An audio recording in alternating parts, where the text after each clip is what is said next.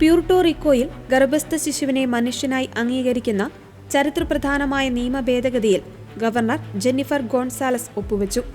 2026 ഫെബ്രുവരി 12-നാണ് ഈ നിയമപരിഷ്കാരം പ്രാബല്യത്തിൽ വന്നത്. റിപ്പബ്ലിക്കൻ പാർട്ടിക്കാരിയും US പ്രസിഡന്റ് ഡൊണാൾഡ് ട്രംപിന്റെ പിന്തുണക്കാരിയുമായ governor Jennifer Gonzalez civil criminal നിയമങ്ങൾ തമ്മിലുള്ള പൊരുത്തക്കേടുകൾ ഒഴിവാക്കുവാനാണ് ഈ നിയമ ഭേദഗതി കൊണ്ടുവന്നതെന്ന് വ്യക്തമാക്കി. ഗർഭാവസ്ഥയുടെ ഏത് ഘട്ടത്തിലുമുള്ള ശിശുവിനെ ഒരു വ്യക്തിയായി നിയമമിനി പരിഗണിക്കും.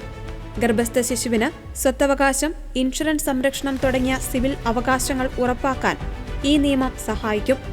ഗർഭിണിയായ സ്ത്രീയെ ആക്രമിക്കുകയും അത് ഗർഭസ്ഥ ശിശുവിന്റെ മരണത്തിന് കാരണമാവുകയും ചെയ്താൽ അതിനെ ഫസ്റ്റ് ഡിഗ്രി കൊലപാതകമായി കണക്കാക്കും. 2021 ഏപ്രിലിൽ കൊല്ലപ്പെട്ട കേഷ്ല റോഡ്രിഗസ് എന്ന ഗർഭിണിയുടെ സ്മരണാർത്ഥമാണ് ഈ നിയമം അറിയപ്പെടുന്നത്. കേഷ്ലയുടെ കൊലപാതകത്തിൽ പ്രതിയായ മുൻ ബോക്സർ ഫെലിക്സ് വെർഡോജോയ്ക്ക് ഇരട്ട ജീവപര്യന്തം തടവ് ശിക്ഷ ലഭിച്ചിരുന്നു.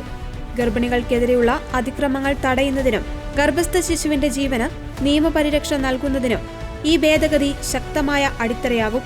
പ്യൂർട്ടോറിക്കോയുടെ പീനൽ കോഡിലെ സെനറ്റ് ബിൽ 923 വരുത്തിയ ഈ മാറ്റത്തെ അനുകൂലിച്ചും പ്രതികൂലിച്ചും ചർച്ചകൾ നടക്കുന്നുണ്ട്.